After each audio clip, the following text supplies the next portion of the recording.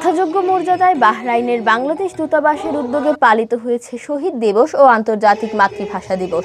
সোমবার স্থানীয় সময় সকাল ৯টায় দেশটির রাজধানী মানামায় বাংলাদেশ দূতাবাস প্রাঙ্গণে নানা আয়োজনের মধ্য দিয়ে দিবসটি উদযাপন করা হয়। বাহরাইনে নিযুক্ত বাংলাদেশের রাষ্ট্রদূত ডক্টর মোহাম্মদ নজরুল ইসলাম জাতীয় সঙ্গীত পরিবেশন ও জাতীয় পতাকা উত্তোলনের মধ্য দিয়ে দিবসটির কার্যক্রম শুরু করেন। এই সময় রাষ্ট্রপতি, প্রধানমন্ত্রী, পররাষ্ট্রমন্ত্রী ও প্রতিমন্ত্রীর বাণী পাঠ করেন দূতালয় প্রধান এ.কে.এম. মহিউদ্দিন কায়েস ও লেবার কাউন্সিলর শেখ মোহাম্মদ তৌহিদুল ইসলাম। এ সময় রাষ্ট্রদূত বলেন, অনেক ত্যাগের বিনিময়ে অর্জিত আমাদের এই মাতৃভাষা বাংলা। বাংলা ভাষা এখন আন্তর্জাতিকভাবে স্বীকৃতি লাভ করেছে।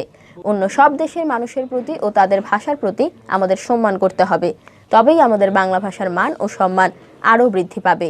এ সময় ভাষাভিত্তিক প্রামাণ্যচিত্রমূলক একটি আলোকচিত্র প্রদর্শন করা হয়। এ সময় উপস্থিত ছিলেন বিভিন্ন রাজনৈতিক ও অরাজনৈতিক সংগঠনের নেতৃবৃন্দ সহ দূতাবাসের সকল কর্মকর্তা ও কর্মচারীবৃন্দ।